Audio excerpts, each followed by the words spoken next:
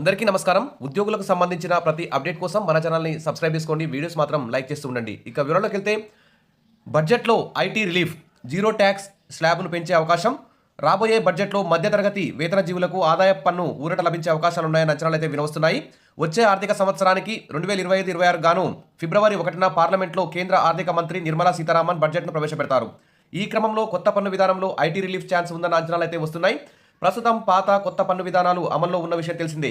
అయితే గత కొన్నేళ్లుగా పాత పన్ను విధానంలో పెద్దగా మార్పులు చేయని మోడీ సర్కార్ కొత్త పన్ను విధానాన్ని సవరిస్తున్నది. ఇందులో భాగంగానే ఈసారి జీరో ట్యాక్స్ స్లాబ్ను పెంచే అవకాశం ఉన్నట్టు తెలుస్తోంది. ఇప్పుడు కొత్త పన్ను విధానంలో 3 లక్షల దాకా వార్షిక ఆదాయం ఉన్నవారికి ఎలాంటి పన్నులైతే లేవు. ఇక 3 నుంచి 7 లక్షల మధ్య ఉంటే 5% ఇన్కమ్ ట్యాక్స్ కట్టాల్సి వస్తుంది. అయితే దీనికి సెక్షన్ 87A కింద ట్యాక్స్ రిబేట్ కూడా ఉంటుంది. కానీ దీంతో సంబంధం లేకుండా 4 నుంచి లేదా 5 లక్షల దాకా ఎలాంటి పన్నులు ఉండబోవన్న ప్రకటన ఆర్థిక శాఖ నుంచి రావచ్చున్న అభిప్రాయాలు అయితే వ్యక్తమవుతున్నాయి. ఈ క్రమంలో ఇప్పుడున్న 3 నుంచి 7 లక్షల స్లాబ్ను ఆ మేరకు అంటే 4 నుంచి 7 లక్షలు లేదా 5 నుంచి 7 లక్షలకు తగ్గించవచ్చన్న ఊహాగానాలైతే మరి ఆర్థిక శాఖ నుంచి వినవస్తున్నాయి. మరి బడ్జెట్లో ప్రతిపాదించిన ఐటీ మార్పులు ఏంటో చూద్దాం. కొత్త పన్ను విధానంలో ఆదాయ పన్ను స్లాబుల్లో కేంద్ర ఆర్థిక శాఖ మంత్రి ఈ ఏడాది బడ్జెట్లో కొన్ని మినహాయింపులు అయితే ప్రకటించారు. వాటిలో ప్రస్తుతం ఆదాయ పన్ను రేట్లు ఈ విధంగా ఉన్నాయి. పాత పన్ను విధానంలో 2,50,000 వరకు ఇక్కడ కనిపిస్తున్న టేబుల్ చూసుకోండి. ఇక ఉద్యోగులు పెన్షనర్లకు స్టాండర్డ్ డిడక్షన్ పరిమితి 50,000 నుంచి 75,000కు పెంచారు.